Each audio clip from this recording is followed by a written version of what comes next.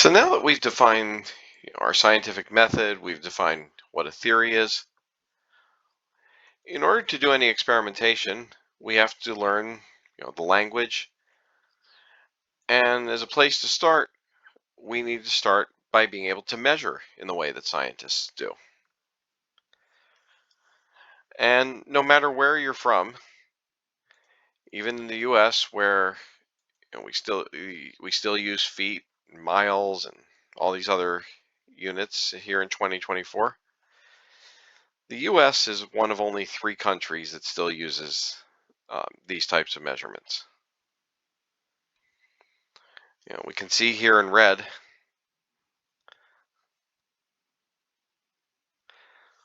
the U.S. and then we've got Liberia and Myanmar, the only 3 countries that still use this system. The rest of the world,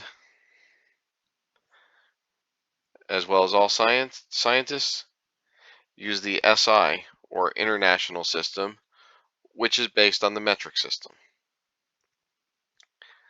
And so this means instead of for length, where we might talk about inches, feet, yards, miles, so on, we have the meter. If we're talking about our amount of matter, the mass, we use grams. Volume, this is probably the worst one in the non-metric system because we have ounces and cups and gallons, pints, quarts. How many other volume units can we come up with? Hogshead, there's just a ton of different ones.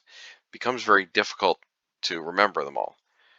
How many cups in a quart, how many quarts in a gallon, and we haven't even mentioned, teaspoons, tablespoons. So there's just a ton of these. So much, much easier in the metric system where we can just use liters.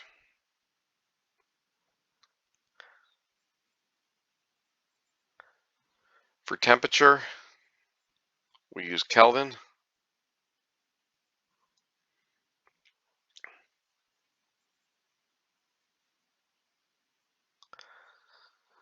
Time is the one that doesn't really follow the typical metric system. As we'll talk about here in a few minutes, the metric system, the thing that makes it so much easier to use is it's all based on 10. Time, of course, is not 60 seconds to the minute, and so on. Now, it's not to say people haven't proposed trying to come up with the idea of metric time, and it's been proposed, 100 seconds to the minute, 100 minutes to the hour, 10 hours to the day. But outside of science fiction novels, it's never really caught on.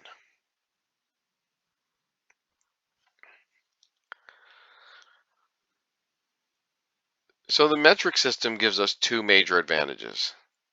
If we focus, say, on volume, again, with the system we use in the US, you've got all these different units to remember: teaspoons, tablespoons, cups, gallons, etc. And there's no logical conversions between them. Maybe we remember that it's about 3 teaspoons to the tablespoon and 16 tablespoons to the cup, and so on. But with the metric system, we're just going to have 1 unit for each type of measurement, and then we're going to add a prefix onto it. So we have liter. If we're talking about a very small quantity,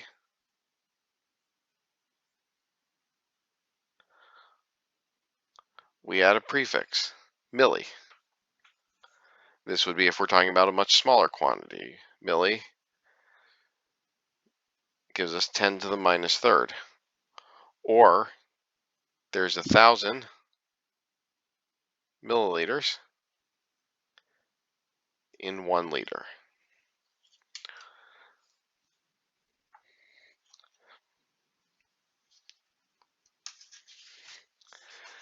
And so at this point, we have prefixes that go all the way up to 10 to the 30th for very, very, very large measurements, or 10 to the minus 30th for extremely small measurements. 10 to the 30th, we have quetta, which we would abbreviate with a capital Q.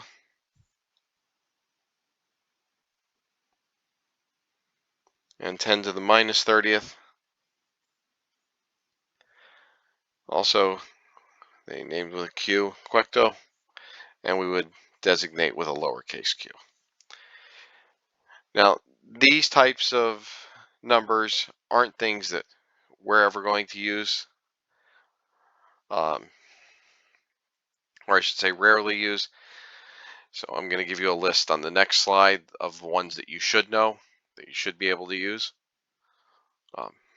But where would we use it? Well, one up from this, 10 to the minus 27th, is known as Ronto, and we abbreviate with a lowercase r. And when we learn about electrons in a couple chapters, if we wanted to measure the mass of an electron, what is the mass of an electron? Well, not exactly, but it's approximately 1 rontogram.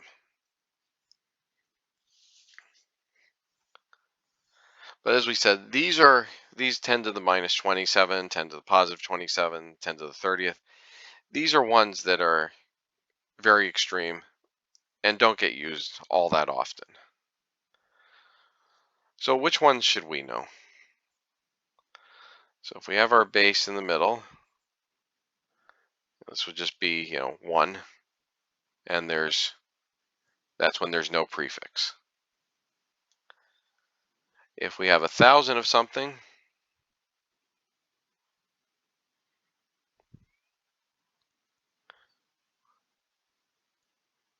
so such as 1,000 grams, because we wouldn't want to measure, say, the mass of a person in grams,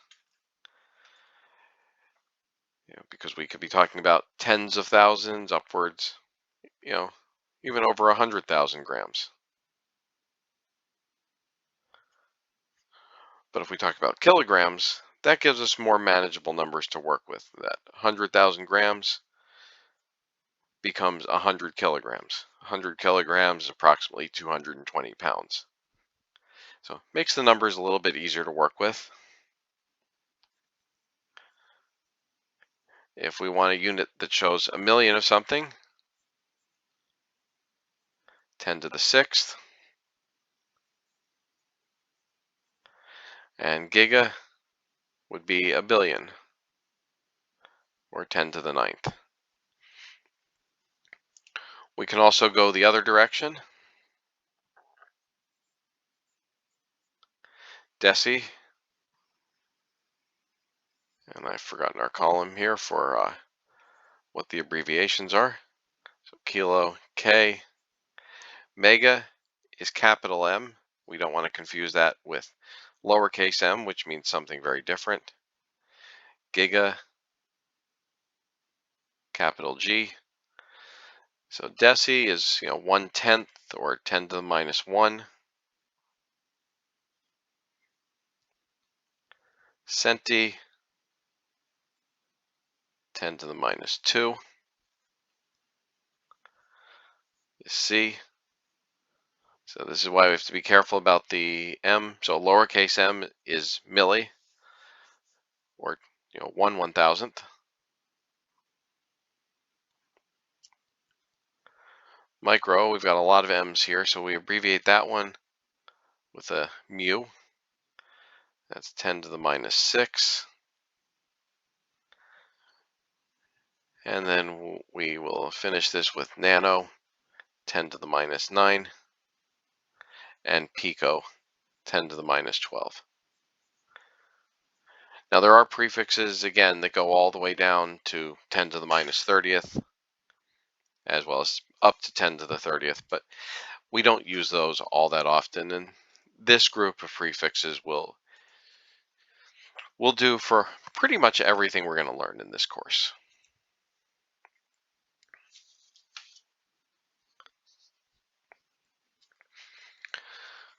So when we did temperature, some of you may have been expecting that we were going to use Celsius. And very often we will use Celsius. In fact, when you're in the lab portion of this course, you're almost always going to record any temperature measurements in Celsius. But Celsius gives us problems when we do calculations.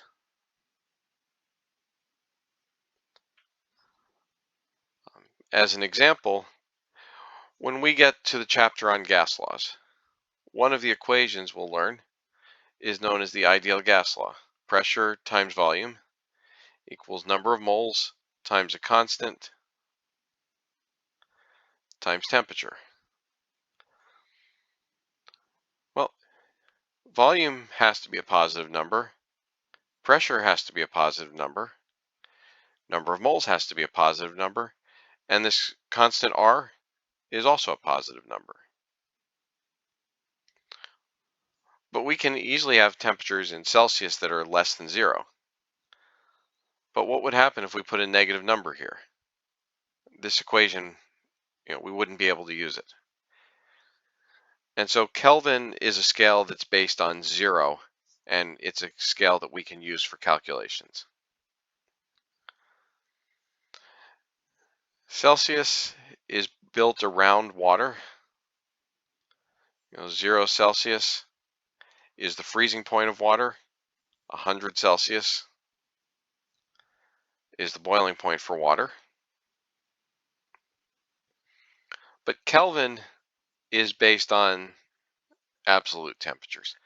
So 0 degrees Kelvin is referred to as absolute 0. It is the coldest possible temperature you can achieve. And so negative temperatures are not possible on the Kelvin scale.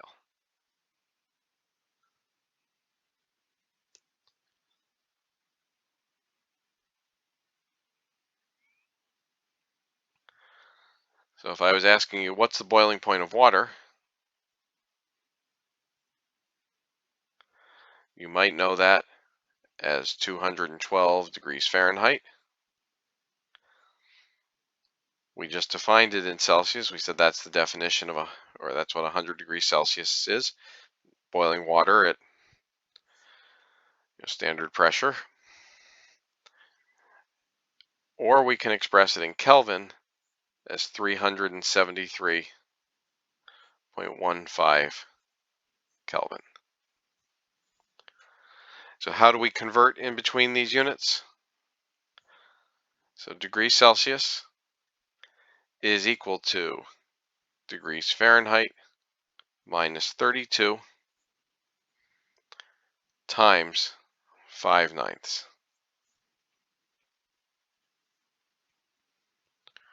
For Kelvin,